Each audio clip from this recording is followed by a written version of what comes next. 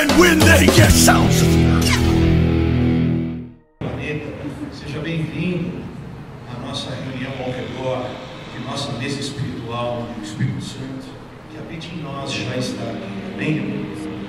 Enfim, vamos dar continuidade ao assunto tratado a semana retrasada, quando Deus falou muito fortemente ao nosso coração, falando sobre uma casa sacerdotal, de famílias sacerdotais. Se você puder colocar ok, deixa aí. Então nós vamos dar início à segunda parte dessa mensagem muito importante, sobretudo para essa comunidade, ok? Então, semana retrasada, graciosamente, Deus nos fez entender sobre uma cosmovisão que as gritantes mudanças que estão acontecendo agora no mundo fazem parte de um contexto específico para esta comunidade. Ou seja, tudo que está acontecendo no mundo não é apenas um pano de fundo para aquilo que está acontecendo na tua vida ou para aquilo que está acontecendo nesta comunidade. É óbvio que Deus está promovendo essas mudanças na terra. Quem é que não tem sido afetado por essas mudanças? Ou você está em meio à pandemia achando que está tudo igual?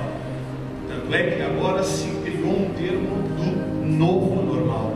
Eu quero dizer para ti, tem alguma coisa normal? Não. Misericórdia. O mundo virou de ponta cabeça. Amados, por gentileza, pode tirar esse fundo, se puder botar aquele outro pouquinho, eu agradeço. Enfim, o mundo virou do avesso. Deus nos disse, está escrito, que Ele abalaria o abalável. Então, nós estamos diante de transições violentas no mundo, transições que fazem parte de uma transformação na sociedade, mas que começa onde? Dentro da sociedade e igreja. Então, portanto, de maneira muito sintetizada, eu quero apenas rememorar aquilo que Deus nos disse. Tudo o que Deus fez na tua vida até hoje, dia 25 de julho de 2021, foi em favor de Deus, dentro de um processo para que houvesse na tua história haja luz, para te transformar e para te transportar de um tempo para outro tempo. O que é que Deus nos disse semana retrasada? Que esta pandemia dividiu a história da humanidade, sim ou não? A história da humanidade era uma até a pandemia, e depois da pandemia é uma outra história. Em analogia, na nossa vida, nesta comunidade, na tua história, também existe um antes e um depois da pandemia. Ou seja, a pandemia é um pano de fundo, sim, é um pano de fundo, mas é Deus que está promovendo algo específico dentro da tua vida e da minha vida, porque a pandemia está aí apenas para ser um pano de fundo. Você compreende que há algo maior por trás, que há algo espiritual acontecendo no mundo? Ou você acha que é obra do acaso o que está acontecendo? Você acha que isso é obra do diabo? Que é obra dos chineses? Não, Deus permitiu que tudo isso acontecesse. Faz sentido isso para você? Enfim, em analogia, assim como Paulo, no caminho de Damasco, teve um encontro com uma forte luz, era aquela mesma luz de Gênesis 1:3, o haja luz, quando o mundo estava sem forma e vazia, e de repente o verbo é declarado, aquele que é a própria palavra viva diz, haja luz, e então o mundo que estava sem forma e vazio, né? Tem-se um divisor ali, e aquilo que era trevas, de repente passou a ter luz. A partir do haja luz, Deus organiza o mundo. E foi assim com Paulo, a partir da estrada de Damasco, Deus começa a organizar a vida de Paulo. Antes da estrada de Damasco, antes da queda, antes do haja luz, ele era Saulo. E depois do haja luz, ele passou a ser Paulo, e ele foi impulsionado e liberado para o seu destino. Sim ou não? Sob um ponto de vista genérico, todos que receberam Jesus um dia, o Filho, foram também separados, também houve um divisor de águas. Nós fomos transportados do reino das trevas para o reino do Filho. Sim ou não? Quem aqui recebeu Jesus como seu Senhor? houve uma divisão ali, houve um divisor de águas, houve um haja luz, houve um tempo onde Deus transicionou a sua história, sim ou não? E Deus tem nos dito que de tempos em tempos Deus promove transições. E Deus está nos dizendo que durante a nossa jornada, Deus promove em momentos específicos, em momentos especiais e liberadores, um encontro com uma pessoa do haja luz. Como nós vimos com a vida de Paulo, nós citamos também Moisés. E sempre que Deus tem um encontro com o homem, é um encontro mortal. E por que é um encontro mortal? Porque ou você é transformado, ou é melhor que você nem tivesse tido esse encontro. Eu quero que você, por favor, considere o meu pedido. Assista a primeira parte dessa mensagem, para que você tenha um entendimento mais claro e transparente daquilo que Deus está fazendo agora, 2021, em julho de 2021. O que Deus nos disse? Que até julho de 2021, a nossa história, Deus nos trouxe até aqui, e nós tínhamos uma história, uma movimentação, uma forma de pensar, uma cultura, uma unção, para uma demanda de 2021 para trás. Mas agora, a partir de 2021, existem novas demandas, novas necessidades. O mundo mudou, tudo mudou, nós estamos mudando. E para isso é imperativo, nós precisamos mudar aqui. Mudar para podermos ser transportados para uma nova estação, para um novo tempo, um tempo do porvir, um tempo a partir de julho de 2021, com novas demandas, que necessitarão novas noções, novas chaves, novas mentalidades. Quem está entendendo? Mudou a estação, e nós precisamos mudar também. Nós precisamos mudar a nossa forma de pensar. Nós necessitamos de um mindset, ou de uma reprogramação mental. Nós precisamos ser alinhados dentro das verdades presentes, dentro daquilo que Deus está fazendo hoje, agora. A igreja do 7º milênio precisa ser como uma primícia de um entendimento avançado para ser corpo efetivo de Deus na terra. Para que nós não sejamos mais uma igreja ou uma igrejinha que te traz uma mensagem de domingo, para que nós não sejamos uma igreja de frequentadores, uma igreja de consumidores, onde você vem, bate o seu cartão e vai para a sua casa tranquilo, aplacou a consciência de que você cumpriu um papel. Não. A partir de julho de 2021, ou nós seremos a igreja do Senhor, o corpo efetivo de Deus na terra, libertador e liberador dos céus e de todas as suas implicações na terra, ou nós ficaremos em meio ao caminho. O que Deus nos disse a semana retrasada é que aquilo que Ele tolerava até julho de 2021, Ele não tolerará mais.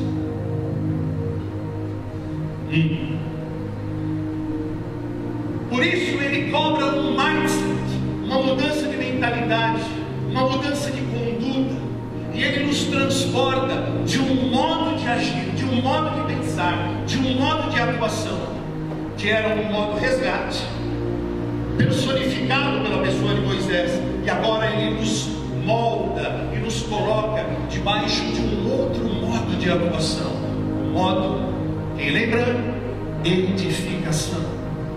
Até julho de 2021 nós operávamos no modo resgate. A partir de julho de 2021 nós operamos no modo edificação.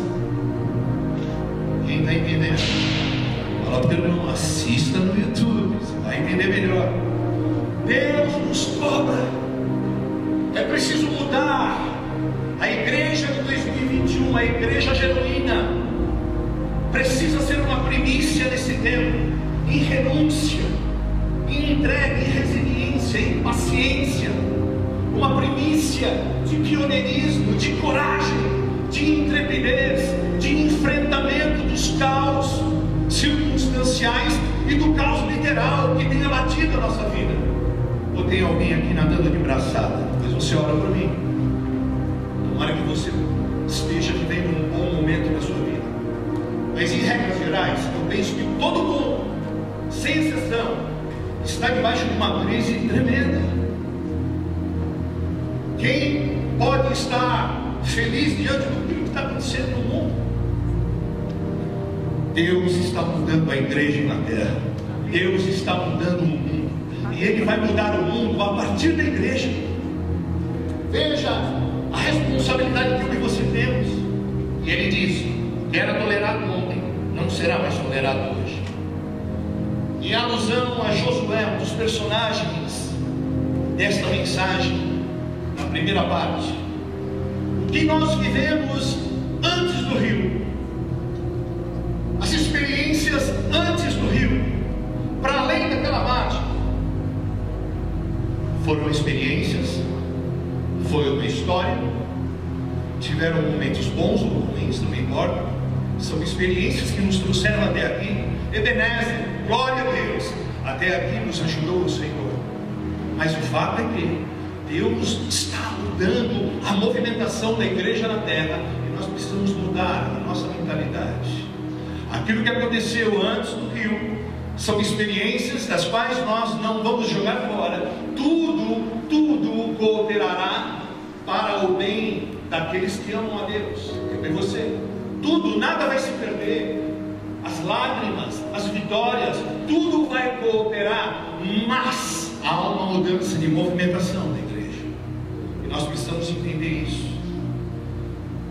Eu preciso te convidar a estar muito aberto nessa noite para fazer esse mindset, para se abrir para uma nova postura, para uma nova estação, com estas novas demandas. Deus nos resgatou das nossas histórias de ontem. Para quê? Para estabelecer uma nova estação, um novo começo, uma nova história. Para pensar uma coisa. Nós temos todas as razões para, diante dos fatos, acreditar que nós estamos na iminência da volta de Jesus. Sim ou não? Alguns teólogos dizem: é bobeira, é bobagem ficar conjecturando a respeito disso. Pelo contrário, eu acho que é, no mínimo, raso e simplório não conjecturar, ou não olhar, ou não considerar os fatos que estão diante de nós. Todos os fatos nos mostram que nós estamos sim na iminência da volta de Jesus. E com isso, Deus nos coloca no momento mais crucial da história. É um tempo de transição brutal no mundo, em mim, em você, na igreja. Uma transição de mentalidade. O que era para nós ontem normal, hoje é absurdo. O que ontem era para nós uma verdade concreta, hoje é algo que a gente...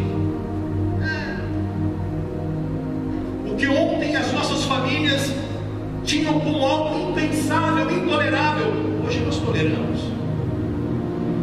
Tudo mudou e nós estamos mudando. A questão é, nós estamos mudando para ídolo de um padrão de Deus, ou nós estamos nos amoldando ao mundo? Nós precisamos responder isso. Nós estamos no momento mais crucial da história.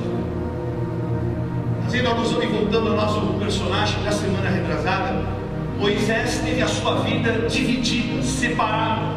O seu momento haja luz foi diante da sarça. Ele tem um encontro com Deus, falando com uma sarça, um arbusto que ardia, e a sua vida foi totalmente transformada.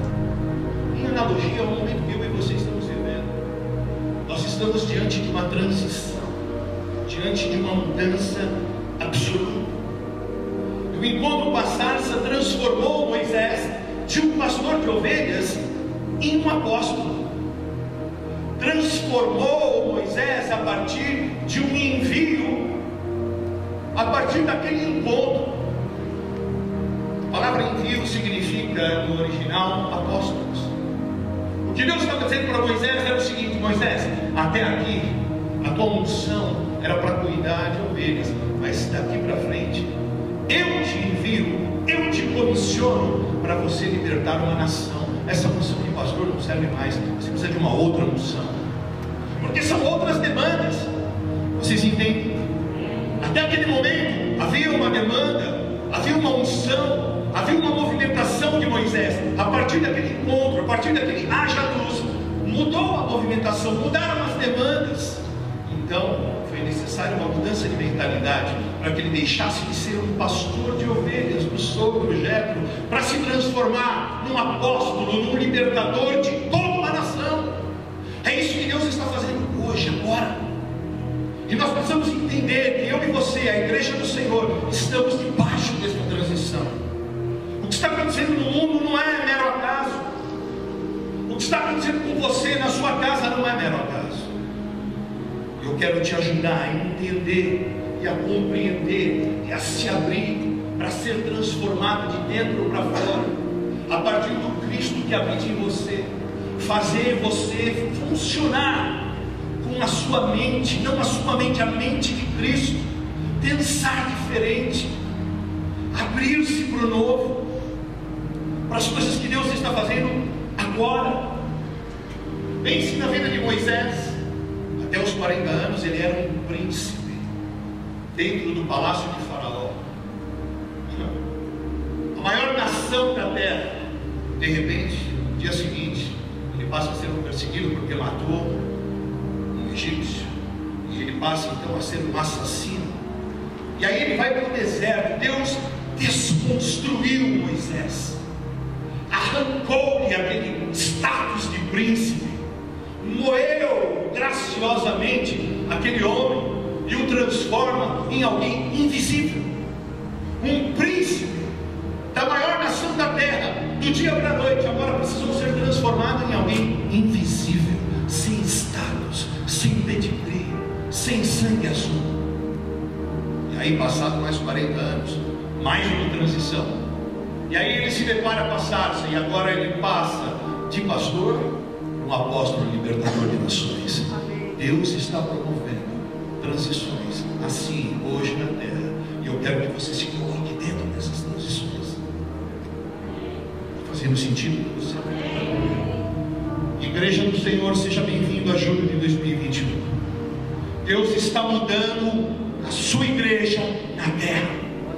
O que foi até ontem não será. O que foi até ontem será usado para o amanhã. Mas Deus está mudando tudo a partir de julho de 2021. É uma nova história, é um novo começo, é um novo tempo. Vai demandar de você e de mim uma nova mentalidade. Era um Adriano, uma Vanessa e um Léo antes da estrada de Damasco, antes do encontro com a sarça, antes do rio, fazendo alusão a Josué, antes de julho de 2021. E é uma outra Vanessa, um outro Léo, outro Adriano depois. E é isso que a gente precisa entender e se colocar dentro desta estação. Saímos do modo resgate, fomos resgatados de uma história, fomos tirados de um contexto, e agora recebemos uma nova unção para novas demandas de um novo tempo. Qual é o tempo? Edificação. Nós deixamos de ser uma igreja de consumidores para sermos uma igreja de edificadores. Amém. Edificadores de quê? De templos, de ministérios pessoais, de babéis. Edificadores de homens. Edificadores de homens. Edificadores de homens. Deus nos resgatou de uma vida rasa, talvez medíocre, ou talvez de sucesso, não importa, mas os tempos mudaram, e agora Ele te resgata daquela história, para te colocar agora, ativando você e eu, para um novo modo de atuação. Edificação de homens. Edificação de homens. E Ele não vai mais tolerar alguns tipos de postura minha. E essa é a provocação, no bom sentido, que Deus tem feito para mim, para você, para nós nos abrirmos para aquilo que Ele está falando hoje. E aquilo que Deus disse semana passada, retrasada, foi contundente. Tudo o que Ele vai fazer a partir de agora vai ser a partir do lugar secreto, a partir de casas sacerdotais, a partir de famílias sacerdotais. Em outras palavras, até ontem Deus tolerou os ministros bonitinhos, arrumadinhos, mas com a casa com mau testemunho. Até ontem Deus tolerou, é claro, estou dizendo isso de uma maneira abrangente, genérica, mas com uma perspectiva macro. Deus nunca tolerou esse tipo de coisa, mas Deus vai mudar a sua igreja e a maneira como Ele vai tratar as questões. Até ontem Deus tolerava algumas coisas que a partir de agora Ele não vai tolerar mais.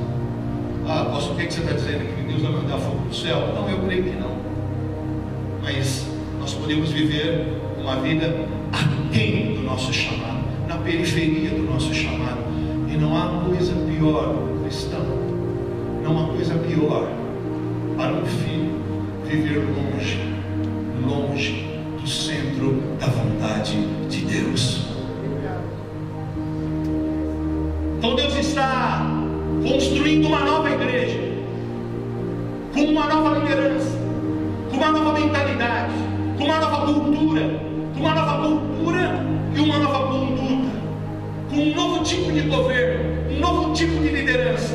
Não mais segundo o de Moisés, que era um bonachão, muitas vezes permissivo, um homem que dentro do seu lar fracassou. Como assim? Você está dizendo? Por favor, veja a mensagem. Um homem que não foi exemplo dentro do seu lar, um homem que muitas vezes foi hesitante. Eu estou falando de um tipo de Cristo.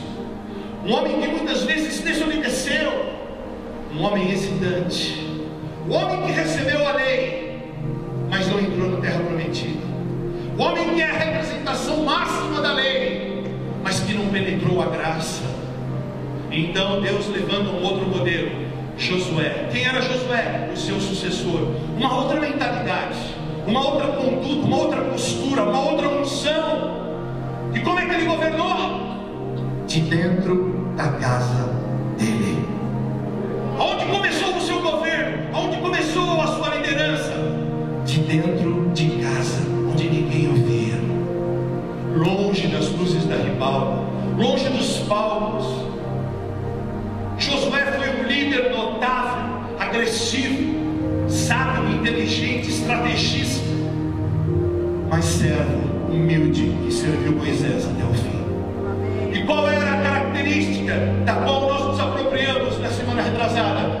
Um líder que governou a partir de um lar alinhado, famílias alinhadas, casas sacerdotais, famílias sacerdotais. Mudou a maneira como Deus enxerga a sua igreja. Por quê? Porque Deus está levantando famílias na terra para construir uma igreja genuína, a única capaz de confrontar o sistema Jezabel lá fora. Só uma casa sacerdotal, só famílias sacerdotais, só uma igreja formada a partir de uma casa sacerdotal será capaz de enfrentar o príncipe dos ares e o sistema Jezabel. Só uma casa sacerdotal será capaz de enfrentar a casa de Acabe. Quem está entendendo? Então Deus começa a fazer um mindset e arrancar uma igreja de dentro da igreja, e chamar os seus filhos por detrás das malhadas para levantar uma família sacerdotal. E eu te peço de novo, faça um favor a si próprio, veja a primeira parte do YouTube, amém? Deus está levantando uma igreja a partir dos lares, casas sacerdotais. Ele não fará nada a partir de exterioridades, de ministros com visibilidade, exterioridades. Ele fará a partir de um lar alinhado. Ninguém vê. Veja, Deus não está falando aqui de lares perfeitos, onde ninguém tem problemas e dificuldades. Não é isso. Todos nós temos problemas. Aliás, quanto mais alinhada for a casa, mais guerra terá. Quanto mais alinhado for teu casamento, mais guerra você enfrentará. Quanto mais alinhada for a sua casa sacerdotal, mais guerra você enfrentará. E eu quero dizer uma coisa para você, em amor. Neste tempo, mais do que nunca, serão sempre 10 contra 2. Sempre 10 contra 2. Nós sempre estaremos em 2 e eles em 10. Quem está entendendo o que eu estou querendo dizer? Vai sempre ser 10 contra 2. Guarda o que eu estou te dizendo. Serão tempos difíceis, onde a casa de Acabe, com o seu sistema Jezabel, vai se levantar. Só uma casa sacerdotal, só uma igreja feita, nascida, gerada, uma casa sacerdotal. Famílias sacerdotais serão capazes de pisar a cabeça da serpente. Quem está aqui? Deus não está falando de lares perfeitos. Deus está falando que Ele não tolerará na edificação da sua igreja genuína. Estou falando da igreja genuína, ok? Porque Deus disse assim também: deixe que o joio cresça como o trigo. Deixe que o joio cresça como o trigo. Mas virá o grande e terrível dia do Senhor, virá o tempo da colheita, e o fogo vai mostrar que é palha, feno, madeira, ou ouro, prata, pedras preciosas. Deixe que cresça o juízo. Mas Deus está falando da sua casa genuína, da sua igreja genuína, aquela que edifica homens e os eleva à estatura da plenitude de Cristo. Uma igreja, não um prédio, não um ministério pessoal, mas uma casa sacerdotal de homens invisíveis que entregam o protagonismo àquele que é Deus, Cristo. Homens simples, mas efetivos no mundo e na sociedade. Deus não está falando de lares sem problemas. Deus está falando que Ele não tolerará na edificação de uma casa sacerdotal desajustes morais, desajustes de caráter. Ele não tolerará na edificação destes ministérios, ou eu prefiro destas casas sacerdotais, ministros amantes de si mesmo, Nírodes contemporâneos que querem protagonismo ou visibilidade, que lutam para fazerem os seus nomes grandes. Deus está falando que Ele não tolerará os Herodes que têm petido a cabeça dos profetas na terra. Quem está entendendo? Deus está falando é disso. Ele não está dizendo que Ele não tolerará as dificuldades que temos dentro dos nossos lares. O governo de Deus na terra será composto por homens íntegros, invisíveis, cuja liderança começa em casa. Um governo cuja liderança começa em casa. O que Josué disse? Eu e a minha casa serviremos ao Senhor. Olha, nós viemos até aqui. Moisés foi um grande líder. Olha, ele não entrou na terra prometida. Eu e Caleb entramos na terra prometida. Aliás, só sobrou eles dois, de toda aquela geração. Não me interessa o que aconteceu para trás. Agora, a minha liderança, o meu sistema de governo vai ser dessa forma: eu e a minha casa serviremos ao Senhor. Eu e a minha casa serviremos ao Senhor. E aí nós discorremos acerca das características da liderança de Josué.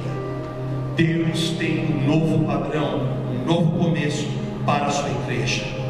Ele está fazendo isso agora mesmo. Amém?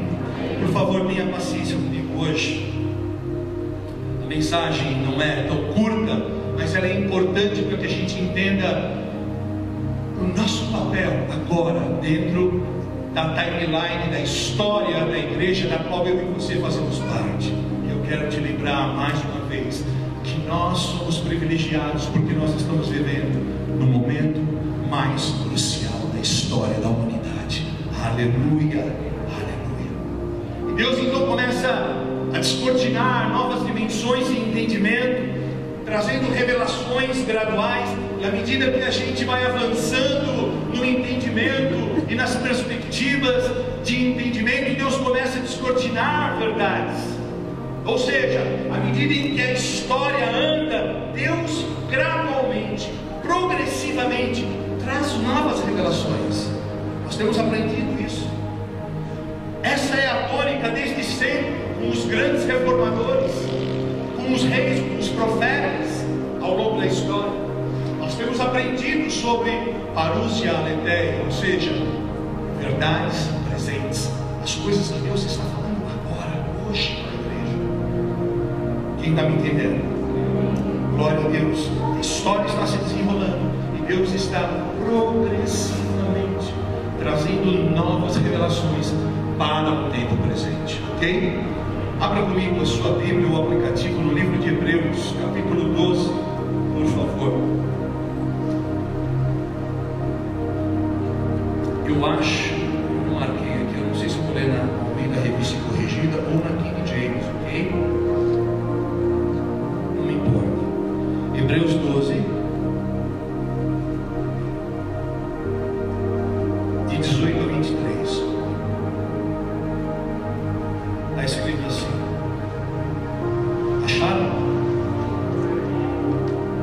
Porque não chegastes ao monte palpável, aceso em fogo, e a escuridão, e as trevas, e a tempestade, ao sonido da trombeta e a voz das palavras, a qual os que a ouviram pediram que se lhe não falasse mais, porque não podiam suportar que se lhes mandava: se até o animal tocar o monte, será apedrejado ou passado como um dardo.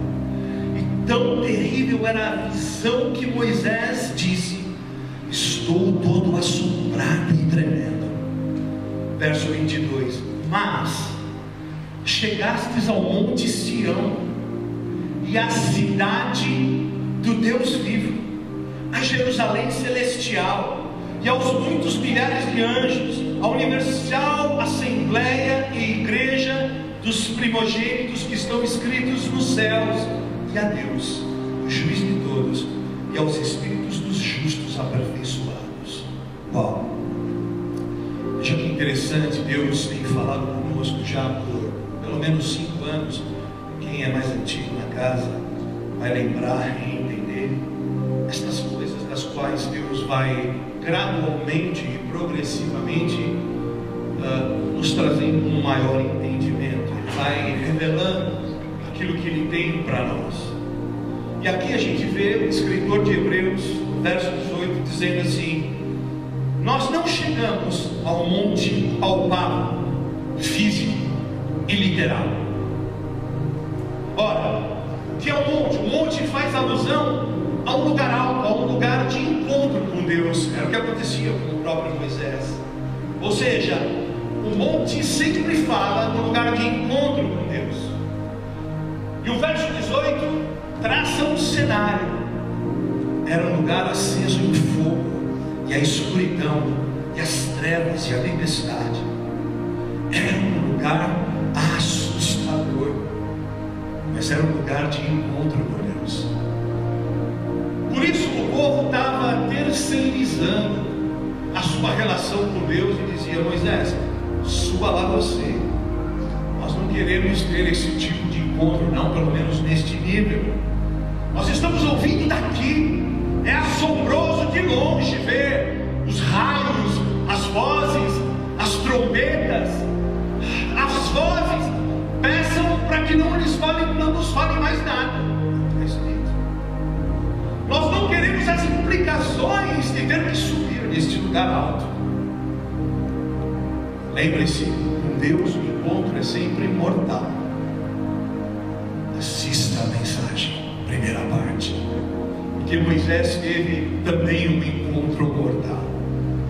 Ou você o ama, ou é melhor que você nem tenha ouvido falar de Deus. suba você, Moisés, e nos traga a próxima mensagem de domingo. Mais ou menos isso que estava acontecendo. Até hoje é assim.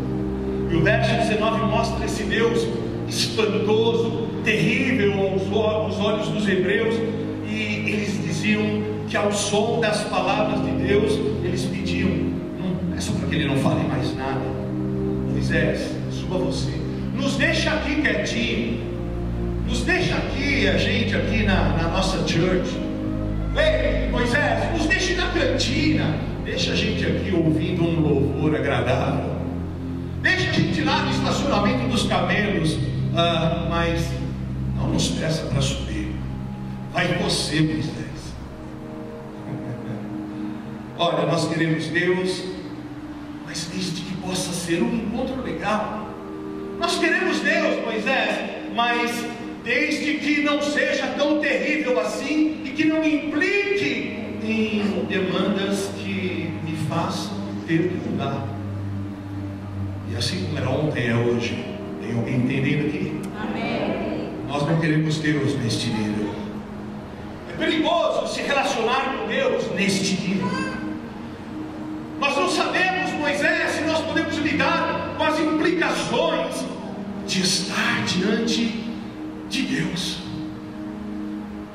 E o verso 19 eu repito, que eles rogaram para que ele não vos fale mais, porque eles não podiam suportar a voz de Deus. E o verso 21 que nós lemos diz que o próprio Moisés estava aterrorizado e assombrado, tão grande e poderosa visão. Meu Deus. E aí o texto diz que eles não tinham chegado ao monte palpável que se podia tocar. Sabe por quê? Porque eles não quiseram. Eles não quiseram. Mas olha só o que diz o verso 22. E aqui eles estão vivendo um apontamento profético. No verso 22, eles chegaram a um outro monte. Está aqui, põe para mim lá, verso 22, por gentileza. Deixa lá, deixa do 18 ao 23, tá bom? De Hebreus 12. Olha só, eles chegaram a um outro monte. Que monte é esse? E é importante dizer que isso se trata de um apontamento profético.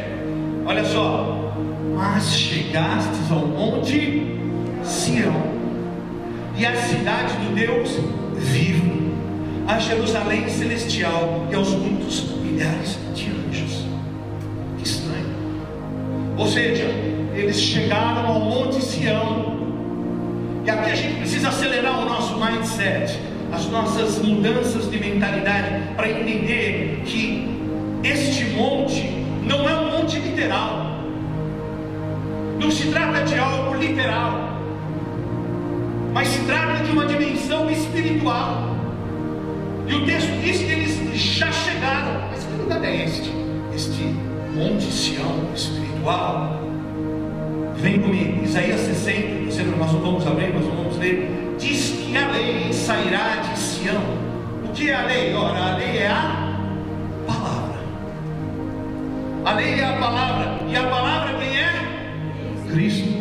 João 1, ele é o verbo que se fez carne. E no princípio ele era a palavra, e a palavra era Deus. Ou seja, a palavra Deus sairá de Sião. E depois a gente pode ir lá para Daniel, capítulo 2, de 1 a 13. Nós também não vamos ler, apenas anote. Daniel diz que ele teve uma visão de uma rocha que descia do céu e esmagou a imagem de Nabucodonosor, que simboliza, sabe o quê? O humanismo.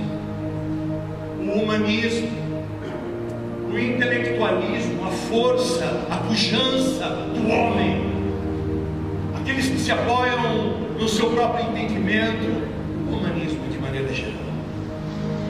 Veja que eu dou sempre ao entendimento das questões de símbolos e tipos. Sim ou não? Sim? Porque a leitura correta dos símbolos e tipos vai nos fazer entender, sob uma perspectiva macro, qual é o tempo que nós estamos vivendo, debaixo do protocolo sagrado, nós precisamos discernir propósito, tempo e modo. Qual é o meu papel como igreja hoje? E quem é essa rocha que Daniel viu? Quem é essa rocha? Cristo. Quem é a pedra angular? Cristo. Quem é a pedra de esquina? Cristo. Quem é a rocha eterna? Cristo. Cristo esmagou os pés da imagem que representa o humanismo. Os pés eram de ferro, e cada parte do corpo de Nabucodonosor tem um significado, e nós vamos falar sobre isso agora. Mas os pés falavam de um governo vigente na época, o governo de Roma, que estava começando a entrar em declínio. Roma logo em seguida começaria a se dividir em pequenos reinos, uns mais fortes, partes de ferro, e uns mais fracos, partes de barro. Eu preciso entender o que Deus está fazendo hoje. Sabe por quê? Porque a igreja do Senhor é uma embaixada governamental. Eu e você carregamos o governo celestial. Não é o governo que está lá fora. A rocha era Cristo, que destruiu o império do humanismo, e essa rocha se transformou em um monte, Sião. Veja sobre quem Jesus edificou a sua igreja. Eu não falei aonde e nem como, eu falei sobre quem. Sabe sobre quem? Sobre Pedro, um organismo vivo, um homem. Qual era o nome original de Pedro? Cefas, que significa rocha. Aquele que era rocha eterna agora edifica a sua igreja sobre um homem que se chamava Rocha. E ele nos chama de pedras vivas, e nos chama de casa. Uau! Essa rocha que se converteu em um monte é a igreja que enche toda a terra, que jamais poderá ser removida. É um monte, uma montanha, que jamais pode ser abalado. Amém. E no verso 22 a gente vai ver que são todos adjetivos do mesmo sujeito. Vocês chegaram ao Monte Sião, vírgula, a cidade. Cidade o que é? Alegoria, tipo, símbolo de igreja. Vocês chegaram à cidade, vírgula, vocês chegaram à igreja do Deus vivo. Amém. Nós chegamos a Jerusalém celestial, e o verbo está no passado. Ou seja, deixa eu falar uma coisa para você, nós já chegamos. Fala assim com o teu irmão, nós já chegamos. Sabe por que nós já chegamos? Porque este lugar é uma dimensão espiritual, é Cristo. E aqueles que estão em Cristo, aqueles que estão em Cristo, é aqueles que estão em Cristo, já chegaram neste lugar, nesta dimensão. Não estou entendendo.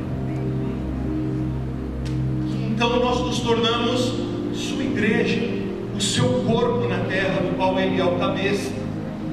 O seu corpo, que é um organismo, não são templos, não são instituições religiosas, não são religiões, são homens edificados e conformados à imagem e semelhança, à estatura de Cristo.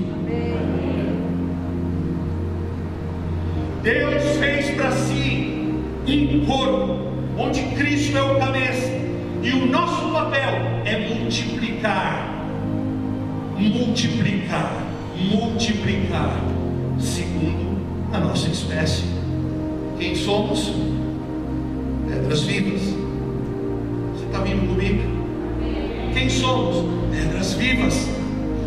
Quem é Ele? O unigênito e o primogênito, o primeiro de muitos que seriam como Ele.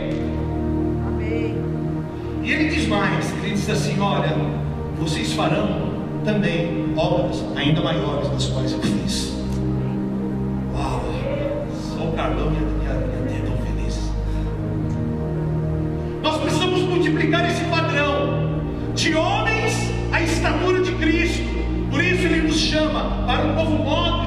edificação, um novo modo de atuação. Edificadores de homens, homens que vão parar de olhar para as estruturas, para as organizações, para as instituições.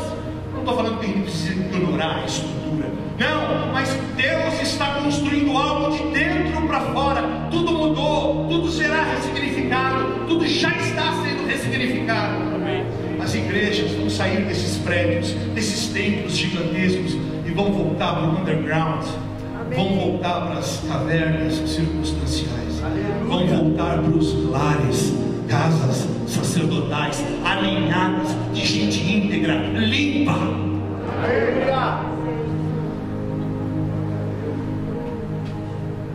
A palavra de Deus diz que há um rio que alegra a cidade de Deus. Há um rio que alegra a igreja de Deus, o corpo, porque cidade é a alegria da igreja. A cidade somos eu e você, a Jerusalém celestial, a cidade do Deus vivo. Nós já chegamos nela, porque ela é Cristo, é uma dimensão espiritual, não é um monte palpável, não é um monte literal, é Cristo. É Cristo. E Ele está edificando esta igreja, pedra por pedra, pedra por pedra. Quem é o arquiteto edificador? Deus. Escrito isso. E aí o verso 23 é a cereja do bolo. Nós já chegamos à Universal Assembleia dos Primogênitos. Quem são os primogênitos? Nós já chegamos. Nós somos esta igreja. São todos adjetivos do mesmo sujeito. Apocalipse 21, de 9 a 10. Se você puder abrir, abra rapidamente. House, põe para mim. Apocalipse 21, de 9 a 10. Está escrito assim: e veio a mim um dos 7 anjos que tinham as 7 taças cheias das últimas 7 pragas, e falou comigo dizendo: vem, vem, mostrar-te-ei a esposa, a mulher do Cordeiro. E levou-me em espírito a um grande e alto monte, e mostrou-me a grande cidade, a santa Jerusalém, que de Deus descia do céu. Esse foi o versículo, estes foram os versículos que Deus me deu para me inspirar, para me inspirar não, o nome dessa igreja foi Ele que deu, inspirada nestes 2 versículos. Quando João é arrebatado ao mais alto lugar, neste alto lugar, para ter uma perspectiva macro daquela que seria a sua igreja, e aí entra na minha viagem. Quando você sobe aos mais altos lugares, lá em cima não tem gravidade, certo? Gravidade é zero. Naquele lugar tem ar, tem oxigênio? Não tem. Naquele lugar ninguém vive, ninguém pode sobreviver. Ou seja, aí eu encontro a máxima de Paulo, onde ele dizia assim: já não vivo mais eu, mas Cristo vive em mim, porque para mim o viver é Cristo e o morrer é lucro. Então, quando nós subimos até o mais alto lugar, nós podemos ver com olhos espirituais, porque nós somos homens mortos para nós, para enxergarmos com olhos espirituais a Jerusalém celestial. Quem é a Jerusalém celestial? O que João viu? Eu e você. A cidade de Deus vivo. O que João viu? Viu eu e você. Foi isso que ele viu. A igreja lá descrita em Efésios, uma igreja sem nada, sem ruga, sem defeitos. Essa é a igreja que ele viu. Por isso nós estamos no modo de edificação. Sim, estamos todos inacabados, alguns mal acabados, brincadeira. Inacabados, estamos em edificação. Ninguém é perfeito ou está perfeito, mas aqueles que estão em Cristo, aqueles que estão em Sião, aqueles que são em Jerusalém celestial, que estão em Cristo, eles estão sendo edificados, crescendo num processo de ruiotesia, num processo de amadurecimento, até que todos cheguemos à estatura de varão perfeito, Cristo. Aleluia. Este é o modo edificação. Até ontem foi o modo resgate. A partir de hoje, o modo edificação. Quem está comigo? Aleluia. Aleluia. Ele levou João em espírito. João, o que você vai ver será assombroso. Não é físico, não é literal, é espiritual, João, que eu vou te mostrar. Eu vou te mostrar a minha igreja, o meu corpo na terra. Eu vou te mostrar algo grandioso, João. João, o que eu vou te mostrar não é literal, é uma outra dimensão. João estava no espírito, arrebatado em espírito, e o que ele viu em espírito. É neste lugar, é nesta dimensão que eu e você temos que viver todos os dias de nossas vidas.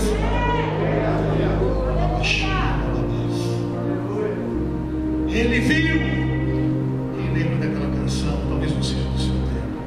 João viu, oh glória, que canção linda. João viu, ai, que vontade de alguém souber cantar depois no Fiat. Ele viu a cidade do Deus vivo, ele viu eu e você. Uau, ele nos viu. E veja como é necessário esse mindset, esse rompimento brutal, uma metanoia de entendimento, uma nova maneira de pensar, para que a gente entenda progressivamente o que ele está fazendo em julho de 2021. Entender o que foi para trás, entender os pactos e qual é o pacto vigente, entender que existe um pacto eterno no qual eu e você estamos inseridos. É importante entender todas as coisas sobre o filtro do novo pacto. Deus tem falado isso insistentemente conosco. Por quê? Porque do contrário, você vai vir para a igreja, vai ver bonito, porque tem gente legal, porque tem uma música legal, a palavra do apóstolo é muito dura, mas tem umas gratinhas lá. Acabou, meu irmão, acabou, não dá mais tempo. Eis que estou à porta e bato. Aquele que abrir, eu entrarei e cearei com ele e ele comigo.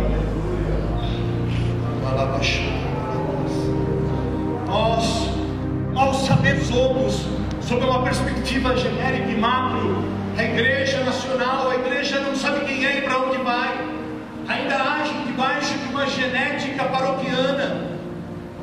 Misturam ofícios e hierarquias, ignoram a sua genética apostólica, o seu vocacionamento, a sua vocação, o seu chamamento apostólico.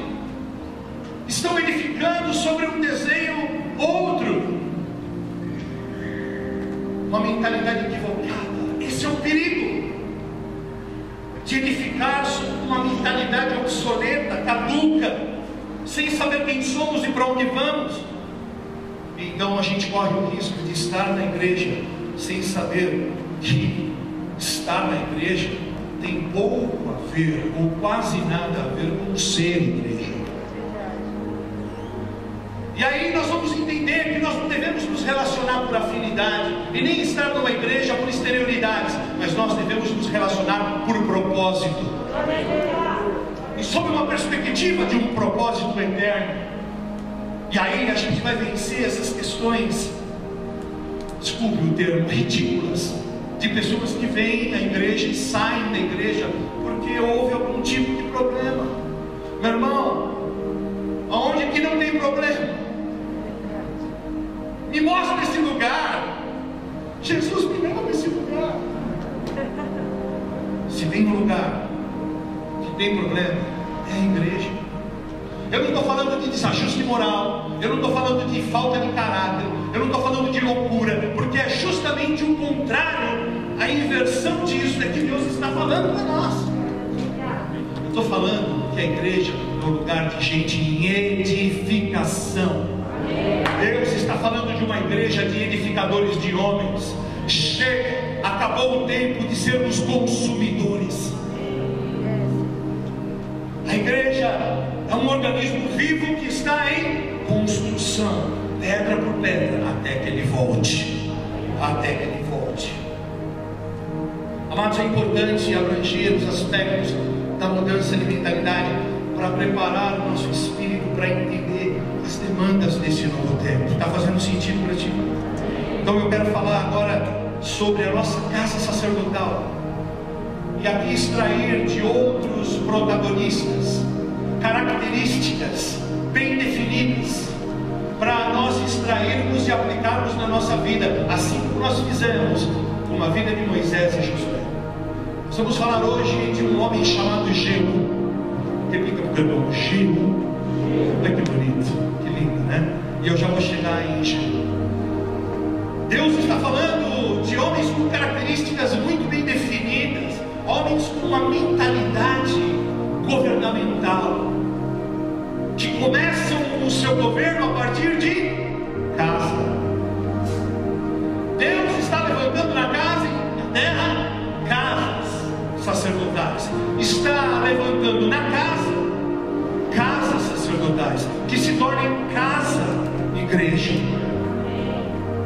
Deus está levantando homens relevantes ao tempo. O que são homens relevantes ao tempo? Homens com mentalidade de eternidade, homens com espírito de eternidade, homens que andam e vivem aquém e além do Cronos, homens que vivem como se não houvesse amanhã e nem ontem, homens como Melquisedeque, sem genealogia, sem princípio nem fim de dias, homens que vivem numa dimensão como se já entendessem, já entendem que o fim já existe, e o fim é bom, e no fim toda a terra se encherá da sua glória.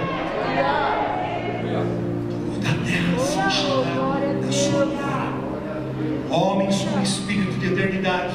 Deus já plantou a eternidade dentro de você, mas nós temos uma mentalidade ainda obsoleta e nos permitimos corromper pelo tempo. Então nós não cuidamos do templo, então nós permitimos que o tempo corrompa aquilo que é eterno, a nossa fé, a nossa esperança, a nossa convicção, a nossa certeza, a nossa coragem, a nossa pujança. Eu peço que você continue aberto, mindset, porque chegou um tempo de novos começos na sua vida, amém? E por que é importante falar sempre desse mindset? Porque é impossível edificarmos sem uma nova disposição a mudanças, porque Deus está mudando tudo, meu irmão. Está mudando tudo. A única coisa que não mudará é a sua palavra. Passarão os céus e a terra, mas a sua palavra não passará. Mas Deus está mudando a igreja, a sua movimentação, a sua conduta, que precisa ser mais agressiva, muito mais agressiva, e nós vamos entender isso. Não há como edificar sem entendimento, sem um mindset, sem considerar Romanos 12:2, renovar o mundo, renovar a mente sem se amoldar o mundo. Não há como construir sem uma planta, sem uma arquitetura, sem um desenho. Faz sentido? Posto isso, meu irmão, eu quero dizer para você que a Bíblia é muito mais do que um livro de histórias, e você sabe disso. Mas eu quero aqui dar ênfase num aspecto da Bíblia que talvez passe, ou você nunca tenha enxergado por essa perspectiva.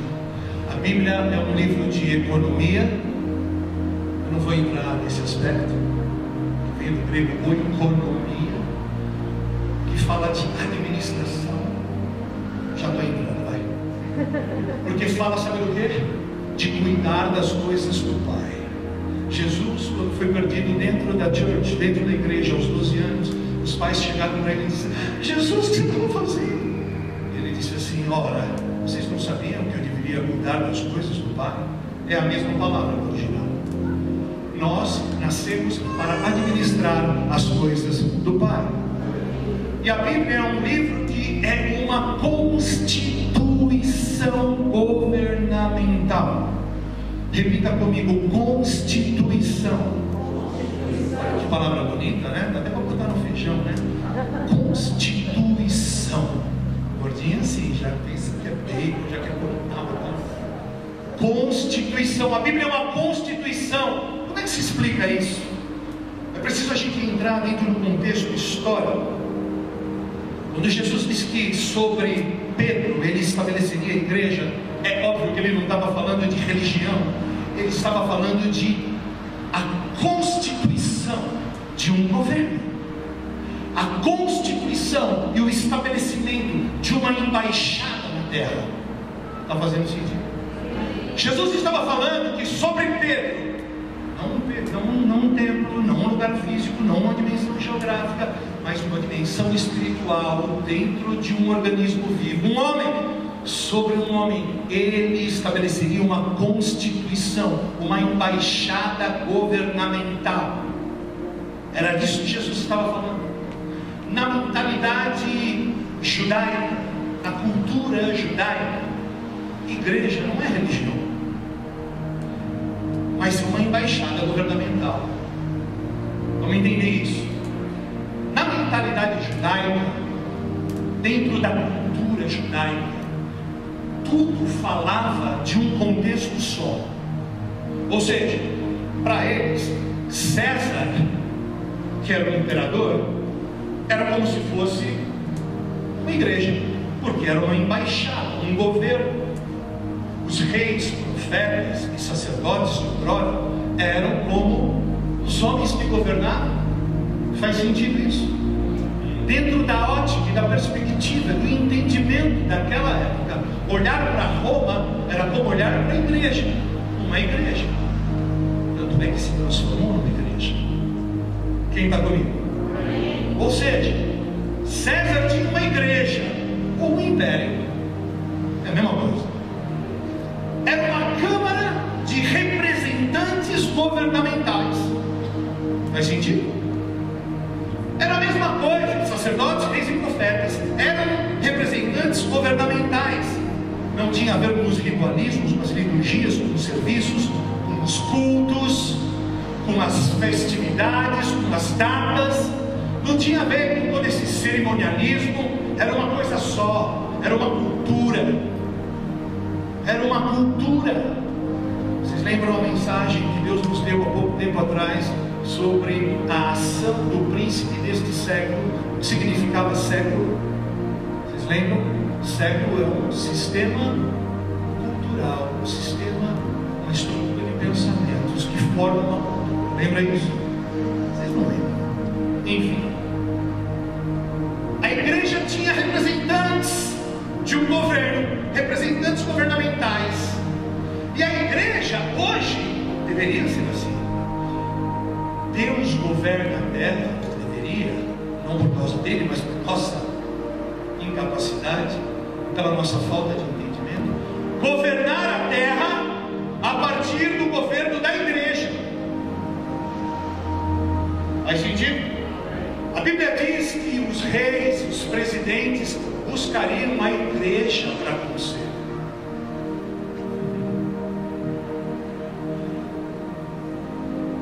Vamos lá, 1 Pedro 1,10 está escrito assim, eu vou ler no King James. Está escrito assim, 1 Pedro 1,10. Foi exatamente a respeito dessa salvação que os profetas indagaram e examinaram, os quais profetizaram acerca da graça, a vós outros destinada. 11. Buscando conhecer o tempo e as circunstâncias, aqui ó, tempo, modo, buscando conhecer o tempo e as circunstâncias mais oportunas, indicadas pelo Espírito de Cristo, que neles estava, ao comunicar-lhes de antemão os sofrimentos que Cristo haveria de passar e as glórias que se seguiriam aquelas aflições. Vejam, aqui os discípulos estão perguntando para Deus, indagando diligentemente: Deus, o que o Senhor está falando através de nós, que não é para nós? Para quem é? Olha o que está escrito aqui. Foi exatamente a respeito dessa salvação que os profetas indagaram e examinaram, os quais profetizaram acerca da graça a vós outras destinada. Peraí, não é para nós? O verso 11 eles dizem: se não é para nós hoje, Para que tempo é? A quem está destinada esta graça que o Senhor está se referindo? E aí tem o verso 12, que eu vou ler na Almeida, revista e corrigida. Aos quais foi revelado, não para si mesmos, mas para nós. Eles ministravam estas coisas que agora vos foram anunciadas por aqueles que, pelo Espírito Santo enviado do céu, vos pregaram o Evangelho, para as quais coisas os anjos desejam bem atentar. Presta atenção comigo, por isso eu pedi paciência para você. O texto diz que Deus estava dizendo que não era para eles. Era para quem? Para nós. Deus está falando para quem? Para nós. Não era para eles ontem, era para nós hoje. Deus estava falando no passado de um futuro profético, que é hoje. Quem está aqui comigo? Eles sabiam que Deus estava fazendo através deles, e não era para eles. Ei, Jesus, para quem é? Para que tempo é? Que graça é essa anunciada? Estava acontecendo literalmente com eles, de verdade, mas não era para eles. Era uma sombra profética de um futuro por vir. Presta atenção nisso. As ações deles eram sombra profética, apontavam para os dias de hoje. Os exemplos, alegorias, tipos, metáforas de Deus carregavam depósitos de conhecimento e princípios que precisam ser extraídos por mim e por você hoje. Hoje. Por quê? Porque o futuro está no passado profético.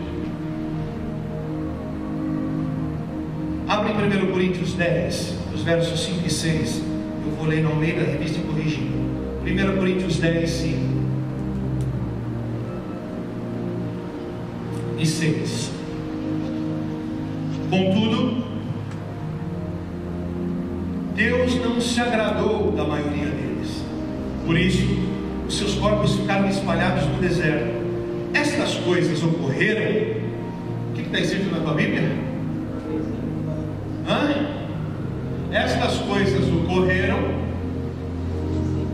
Aqui está assim, foram-nos feitas em figura. A minha versão está assim, Almeida, revista e corrigida, se você puder botar, filho. Estas coisas ocorreram como exemplos para nós. Ocorreu para ser exemplo para nós, para que não cobicemos coisas más como eles fizeram. Tudo que aconteceu em Israel são exemplos, figuras, metáforas, sombras proféticas. Não aconteceu? Claro que aconteceu. Era para eles? Sim, era para eles, mas era para nós. Eles viveram tudo aquilo, mas tudo que eles viveram ontem era apontamento futuro e modelo, alerta para nós hoje. Dá para entender isso? E eu preciso extrair esses princípios para eu saber o que Deus está fazendo agora. Aconteceu? Óbvio que sim, mas foi Deus que colocou o exemplo lá. Não para a gente debater o exemplo, mas para a gente extrair princípios do exemplo. Para quem? Para nós. Quando? Hoje. O exemplo é apenas sombra de algo a ser revelado, algo que precisa ser interpretado. O modelo, a figura, é apenas o exemplo. A interpretação é a verdade. Deixa eu dar um outro exemplo tosco que eu dei a semana retrasada. É a mesma coisa que você pegar a foto da sua esposa, ir para o quarto, para o outro quarto, e dormir com a foto, e deixar a esposa lá na tua cama. Ou seja, você dormiu com a figura, você dormiu com o modelo, você abraçou o símbolo, você abraçou a substância e largou a essência. Quem está entendendo? Eu quero dormir com a foto da minha esposa, eu quero dormir abraçado com a minha esposa. Vocês estão entendendo a diferença dos apontamentos proféticos do que é um exemplo? O exemplo está lá, foi dado para nós, para servir de alerta para nós, agora, hoje. Quem está aqui? Vou pedir paciência para vocês. Não durma, dá uma espreguiçada aí, faz assim. Vai dar espreguiçada, não tem medo, não, isso. O que interessa para mim? A verdade do exemplo. Presta atenção, meu irmão, não perca o foco aqui. Olha o que está escrito em 1 Coríntios 10, 11. Com essa musiquinha de, sei lá, de Natal, de Niná. Só Jesus, hein? Olha essa musiquinha. Olha essa música. Essa música é do Saramondengo, do Saci. Olha. Me ajuda, filho. Põe qualquer coisa. Põe rock and roll aí, que é de Deus. Ou seja, nós temos autoridade para extrair sabedoria dos princípios. E é assim que nós devemos viver. Porque cada rei, profeta e sacerdote, cada homem da igreja, cada um deles estava falando profeticamente conosco hoje. Quem está entendendo? E se a gente faz isso de maneira correta, hermeneuticamente e exegeticamente, é correto. A gente precisa entender o que Deus está fazendo agora. Por quê? Porque esse livro é um livro espiritual, de interpretação espiritual, para o povo espiritual, não para o povo espiritualizado, que conhece a Bíblia de cabo a rabo, mas não é espiritual. Ortodoxia morta, sem vida, sem testemunho. Deus está falando de ortopraxia, de ortoprático, de ser de verdade, real. Amém. Por isso que você vê a igrejinha, e com todo respeito eu digo igrejinha, me referindo ao tamanho, lá na esquina, lá no Barreto, tem 10 pessoas lá dentro, só as senhorinhas de copo. E aí você vai ver elas lá dentro, fogo pegando, e todo mundo profetizando, e todo mundo com temor de Deus, e as suas casas bem alinhadas. Aí você vem na igreja dos bacanas e só tem gente torta, e o cara aqui, ó, tá entendendo? Essa música da fala Deus. E é daquela igreja que o capeta tem medo, não das igrejas dos bacanas. Fala, Jesus. Abre em Hebreus 9, por favor, versos 1 e 2. Estas são as verdadeiras casas sacerdotais com mentalidade governamental. São essas que vão governar a terra, amém? Não perca o foco, por favor. Hebreus 9, verso 1 e 2. Ora, também o primeiro pacto tinha ordenanças de serviço sagrado e de um santuário terrestre, pois foi preparada uma tenda, a primeira, na qual estavam o candeeiro e a mesa, e os pães da proposição. A essa se chama o santo lugar. Vejam, olha só, nós estamos vendo aqui uma estrutura. Deus está falando da estrutura, sob uma ótica do velho pacto. A tenda, a mesa, os utensílios, ok? Agora vamos lá para Hebreus 9 também, só que nos versos 8 a 10. Eu vou ler na King James. Hebreus 9, de 8 a 10.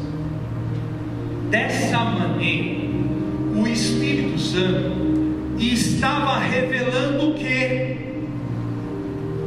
enquanto continuasse erguido o primeiro tabernáculo, o caminho para o Santo dos Santos ainda não havia sido manifestado. Olha só, verso 9. Esse fato transforma-se numa qual que está chegando a tua versão? Parábola, na minha descrita ilustração, numa figura, num tipo, numa parábola. É um símbolo profético, um apontamento do futuro. Ou seja, olha, é uma ilustração para os nossos dias. Esclarecendo que as ofertas, os sacrifícios oferecidos não podiam, vou repetir, não podiam dar ao adorador uma consciência perfeitamente limpa. Verso 10. Eram tão somente ordenanças, lei, ordenanças, que tratavam de comida, de bebida, de várias cerimônias de purificação com água. Esses mandamentos exteriores. Vou repetir: exteriores.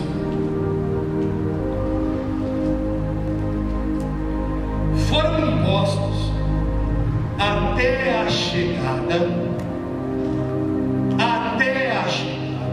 do tempo. A minha versão está escrito assim: da nova ordem. Uau! Tudo isso estava lá posto como figura, como parábola, como ilustração. Todos esses rituais, tudo isso que era feito nesse tabernáculo literal, nesta tenda, tudo isso era colocado ali. Eram mandamentos exteriores que apontavam para aquilo que é natural, não o que é espiritual e sobrenatural. Foram impostos até a chegada do tempo da nova ordem. Qual será o tempo que nós estamos vivendo hoje? Nós estamos vivendo debaixo de uma nova ordem. Após a constituição e a instalação do novo pacto, nós já não vivemos mais debaixo de uma ordem arônica, levítica, mas debaixo da ordem de Melquisedeque. Eu acho que não vou falar mais Cristo. Ninguém crava que Melquisedeque é Cristo, mas ninguém tem coragem de cravar que Melquisedeque é Cristo. Só quem falou aí. Acho que é Cristo. Amém. Nós estamos debaixo de uma nova ordem, a ordem de Melquisedeque. Se você acompanha as mensagens, você vai entender. Eu te sugiro, assista a série Arquitetura Eterna e você vai entender o que é a ordem arônica e levítica e o que é a ordem de Melquisedeque. Nós estamos agora num novo tempo, numa nova estação, com novas demandas, que precisam novas unções, um novo tipo de mentalidade, um novo tipo de governo, um novo tipo de liderança, um novo tipo de conduta para combater o sistema jezabélico, uma casa de Acabe. E isso só será feito quando nós passarmos por um mindset, pelo entendimento de um filtro do novo pacto, puro a partir da nossa casa, da minha casa, da sua casa. E dentro de casa não dá para se esconder, meu irmão. Menos que você tenha lá um bunker, nem no bunker você se esconde. Olha como Deus é cuidadoso, cauteloso. O texto diz que Deus estava dando a entender, né? Ele está falando assim: olha, eu estou dando a entender. Olha, eu estou mostrando para vocês e apontando o que vai acontecer lá no futuro profético, quando chegar a nova ordem, quando chegar Cristo.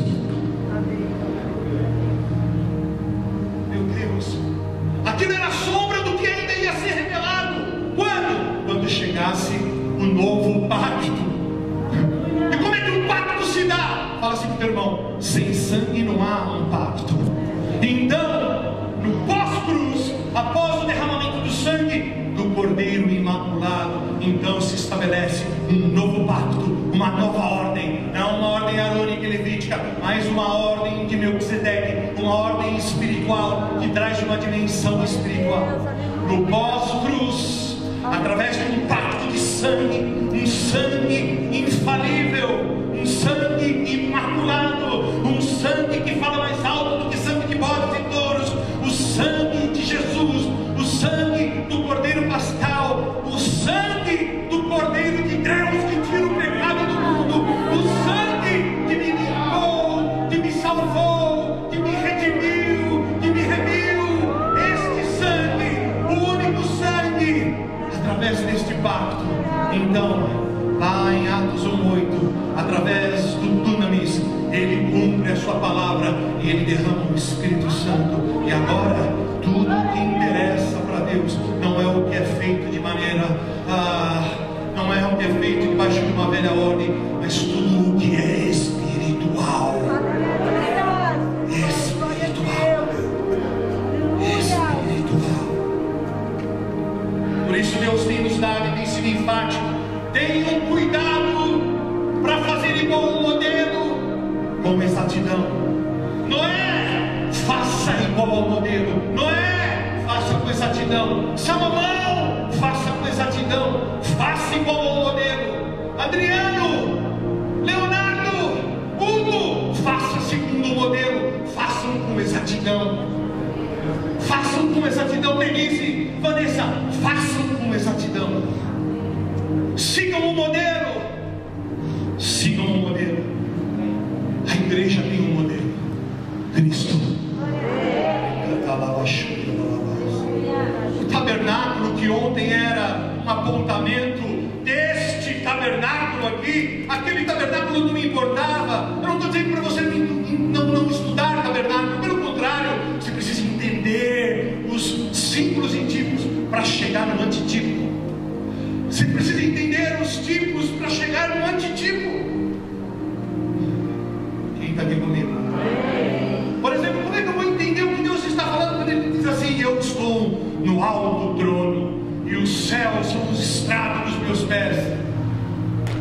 Eu não vou entender o que é isso. Que isso, Deus? Fala numa língua. Deus está falando do quê? Eu tenho o governo, eu tenho o domínio. Deus está falando de governo e de domínio. Amém. Aleluia. Quem está aqui comigo? Amém. Deus está falando: olha, eu estou assentado nos céus, no meu trono. O que Ele está falando? De governo, de domínio. E a terra é o estrado dos meus pés.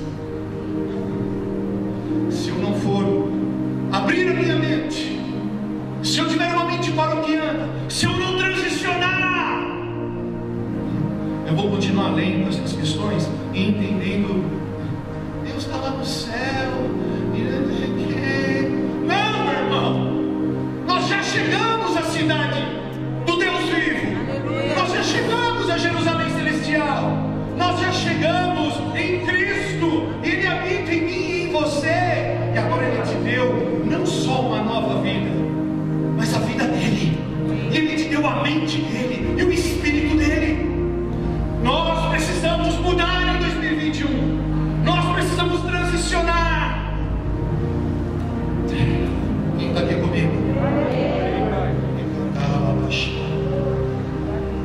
Deus estava falando para nós: olha, tudo isso que foi modelo lá atrás era ineficaz para aperfeiçoar o homem, era ineficaz para edificar o Adriano, para elevá-los à estatura de uma nova dimensão que é espiritual.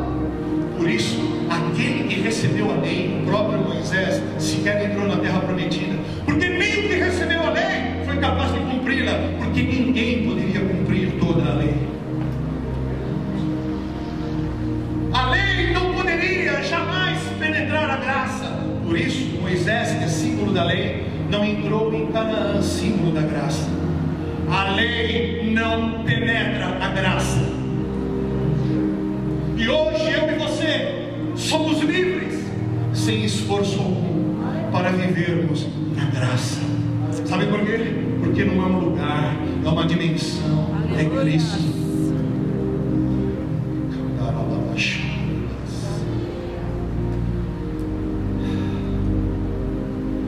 Estas coisas não servem para edificar a igreja do Senhor. Estas leis, esses rituais, estas coisas, não. Ele está edificando homens à estatura de Cristo. É preciso mudar a mente. E no verso 10 de Hebreus 9 e 10: eram tão somente ordenanças que tratavam de comida, bebida, várias cerimônias exteriores que nos foram impostos até a chegada da nova ordem. Seja bem-vindo à nova ordem mundial, meu irmão. A nova ordem não tem a ver com os Illuminati, nem com os Bilderbergs, e nem com nenhuma conspiração anti-Deus. Ele não passa de um saci pererê mal acabado, imitador. Quem está me entendendo? O autor está dizendo assim: olha, isso aqui é tudo exterioridade, ordenanças, ritos. Isso foi importante lá atrás, para aquele pacto, para aquele tempo presente, mas estava apontando para hoje. Eu e você. Eu estudo ontem para me colocar no hoje. E ele está dizendo assim: eram exterioridades, era sarcose, era carne. Todas pequenas, são periféricas. Mas vai chegar um tempo onde essas coisas impostas, vai chegar um tempo, um tempo de uma nova ordem, onde a sombra será consumida pela realidade. Aleluia. Os tipos, os símbolos serão consumidos pelo antitipo. Os símbolos, aquilo que era metáfora, será consumida pela realidade, que é Cristo. Oh Senhor, será que eu estou falando grego? Fala assim, então, esse tempo é hoje. Aleluia. Aleluia. Por favor, meu irmão, não entenda, eu não estou incitando você a não estudar. Pelo contrário, você tem que estudar para entender as alegorias, os símbolos e tipos. Mas o que nós não podemos é ficar presos observando ritos e aspectos do velho pacto. São exemplos. Extraia a sabedoria e pratique. Fala para o teu irmão, é um tempo de edificação. É um tempo de edificação e eu já vou avançar. Sabe, Paulo foi um homem que viveu essa questão do rompimento de um mindset. Quem era Paulo? Paulo, um cidadão romano, nação que exercia hegemonia na terra. Os romanos eram simplesmente, era como dizer, a discrepância de um cidadão romano para um cidadão comum. Era como um PhD de Harvard e com todo respeito, um homem do campo no Piauí, por exemplo. A discrepância de entendimento, de conhecimento, de cultura era tão grande, tão absurda. E Paulo era um cidadão romano, estudado aos pés de Gamaliel, zeloso da lei, zeloso era o termo usado. Paulo era um gigante, um erudito, sábio, profundo conhecedor das Escrituras, judeu, um homem judeu, na acepção da palavra, que se tornou um caçador de cristãos, e andava para cima e para baixo, imbuído de matar cristãos, também mulheres e crianças encarcerados, e andava para cima e para baixo com cargos que lhe davam autoridade total, até que chegou um novo começo na vida dele, até que chegou um novo tempo, até que chegou uma epidemia, um lugar, uma dimensão, uma estrada em Damasco, onde ele teve um encontro com uma forte luz, e ele teve haja luz, e aquele que agora, ontem foi Saulo, agora era Paulo, um homem transformado, e agora de caçador ele passa a ser caçado. É verdade.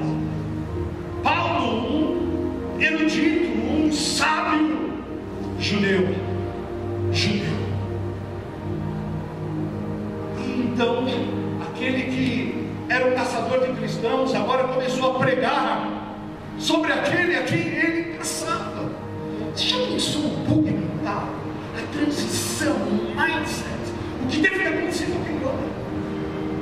Um homem de estirpe, um homem com status, um homem de autoridade, agora estava renegado, cego, na casa de um sujeito. Você já imaginou a brutalidade visceral deste acontecimento na vida de Paulo? E então ele sai daquele encontro mortal, transformado, absolutamente outro, um mindset brutal. E ele então agora passa a pregar o Evangelho de Cristo. Meu Deus, considerando a sua erudição, a sua sabedoria, e ele era letrado, e ele era um homem que conhecia as filosofias gregas, e quando ele chega na Grécia, no Aerópago, ele toma ali as questões e os exemplos, e diz assim: olha esse busto, ao Deus desconhecido, eu conheço esse Deus. E ele começa a falar de Jesus. Ele era alguém extremamente sábio. Paulo então começa, a partir de uma revelação interior, através de uma experiência não teológica, intelectual, não através de uma vida de exterioridades, mas por conta de um encontro em um lugar sobrenatural, interior. Agora, ele começa a ter uma visão, uma perspectiva, não do Jesus histórico, o homem que também era Deus, mas agora ele viu o Cristo encapsulado dentro do Jesus histórico. Ele não conheceu Jesus, o homem, ele conheceu Cristo, o espiritual. Uau! E os discípulos, os apóstolos originais, os apóstolos de Jerusalém, tiveram que tomar aula com Paulo. Vide o concílio de Jerusalém, em Atos 15, onde Paulo disse para eles: olha, vocês tiveram um encontro com Jesus, o homem, mas eu me encontrei com o Cristo. E eles tiveram que fazer um mindset brutal, porque eles estavam judaizando o povo, e Paulo, que era judeu, disse assim: o que vocês estão fazendo? Vocês estão mandando o povo se circuncidar? Não tem a ver com religião. A circuncisão agora não é mais no prepúcio, mas é no coração. Amém. Amém. Vocês percebem a diferença de quem tem um encontro interior, sobrenatural? Hey!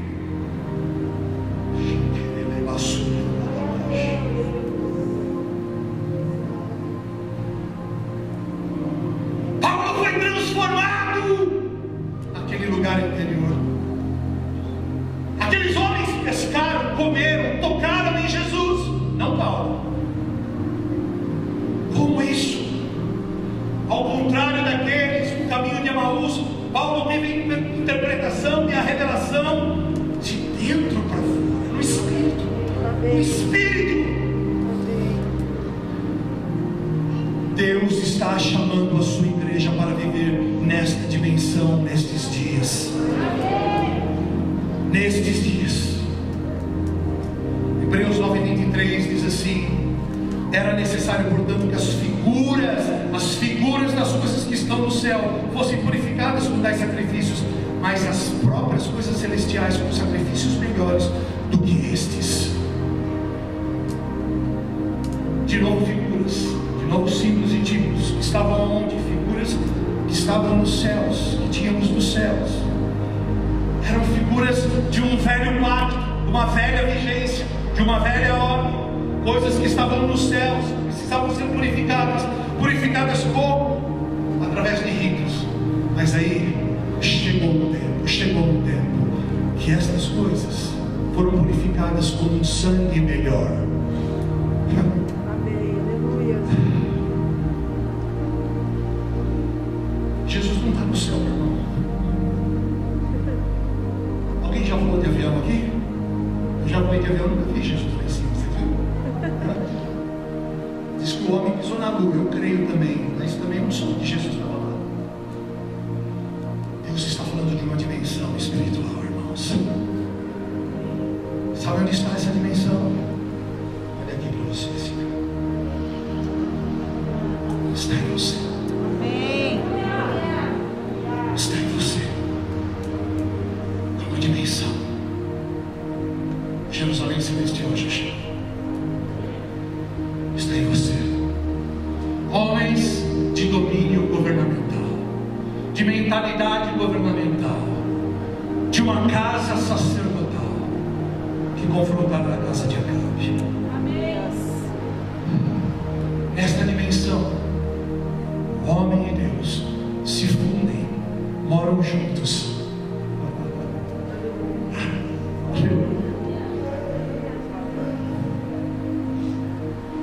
Nesta dimensão, Jesus, Deus, escolheu habitar, tabernacular em mim e em você. Esta é a dimensão que Deus está falando. Nós precisamos entender o que somos, quem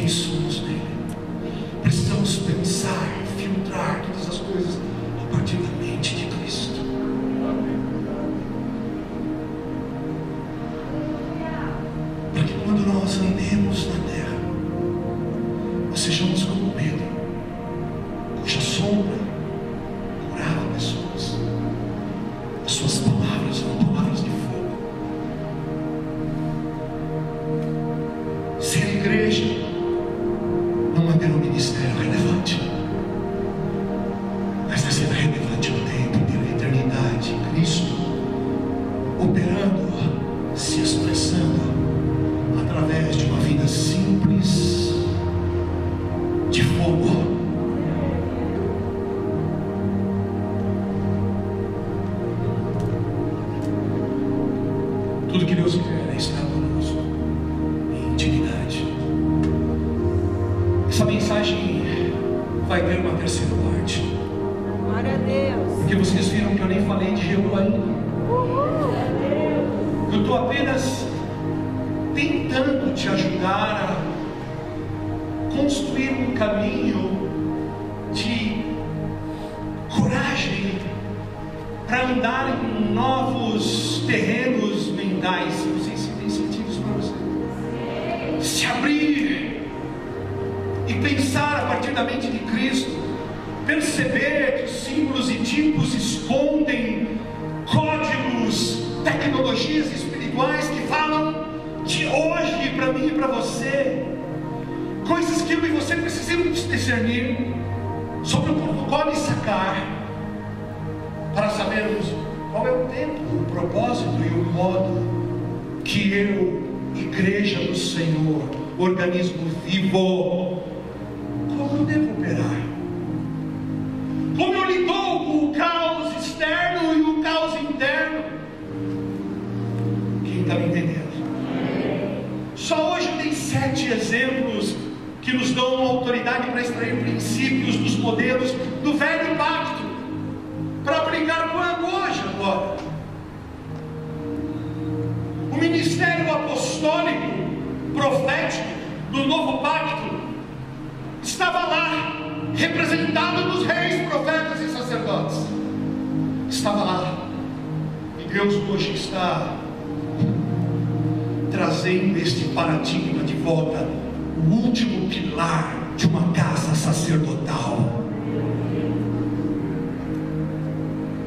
Dentro da vida dos reis, a gente pode ver essa dimensão apostólica em operação. Hoje, por isso existe uma urgente demanda pela edificação com exatidão de uma igreja relevante ao tempo, uma igreja de homens sacerdotais, de mentalidade governamental. Quem está aqui comigo? Amém. Ai, meu Deus, eu preciso falar de Jeú. E a história de Jeú está lá em 2 Reis, no capítulo 9. Eu quero pedir para você se colocar de pé.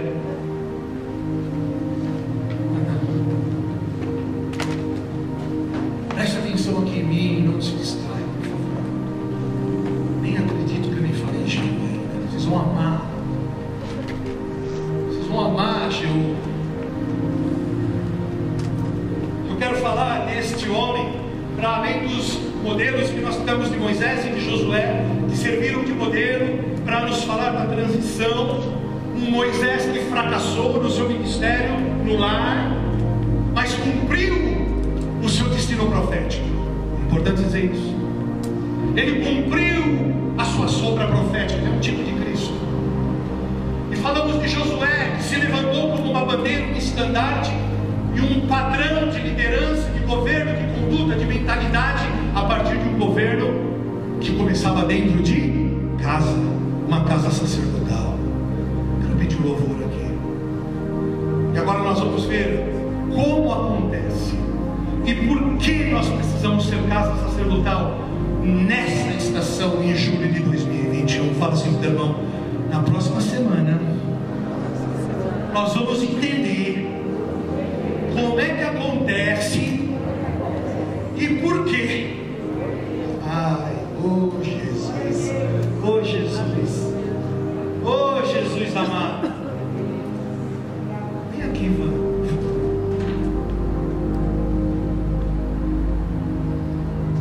Deus está levantando uma nova geração na terra. Presta atenção, e Jeú representa essa nova geração. Jeú representa esse ministério apostólico de casas sacerdotais, de mentalidade governamental. E assim como esta igreja, Gravidade Zero, que Deus está levantando como governo, é uma igreja com genética apostólica, uma igreja com uma mentalidade governamental para ser pioneira nas várias áreas de atuação, andando em novos níveis de entendimento. É isso que Deus vai fazer a partir de agora. Mas você precisa estar aberto para isso. Você precisa desejar isso. Quem está aqui comigo? Eu quero orar junto com você. vou pedir para a pastora Vanessa orar. Feche os teus olhos. Quero orar para que o Senhor nos provoque no bom sentido, para que nós saiamos do lugar comum, para que nós tenhamos a coragem e a ousadia de estar abertos para esta nova estação, para este novo tempo, onde Deus vai levantar uma geração de Jeús contemporâneos, homens com mentalidade governamental, homens construídos dentro de um ambiente de retidão, ungidos no lugar secreto, preparados para uma missão específica, ungidos com chaves e destinação específica: acabar com a casa de Acabe.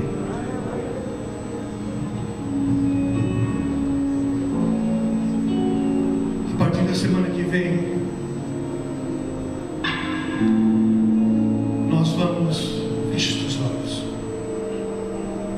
nós vamos começar a entender sobre uma perspectiva maior, que para além de ter uma casa alinhada, que é nossa obrigação, para além de ter uma família alinhada, que é nossa obrigação, volto a dizer, não estou dizendo de problemas, todos temos problemas, e muitos problemas, a começar por mim, e a minha vida é aberta, os pastores e as pessoas que estão próximas a mim sabem dos meus problemas, mas eu estou falando de Deus nos cobrar um alinhamento moral, de caráter, e a partir daí Ele vai levantar estas casas sacerdotais para, sob uma perspectiva macro, ser a casa sacerdotal, o corpo efetivo de Cristo na terra. E aí nós vamos extrair os princípios deste homem Jeú, para trazer para o teu modelo de liderança, assim como Josué, para o teu modelo de governo. Faz sentido isso?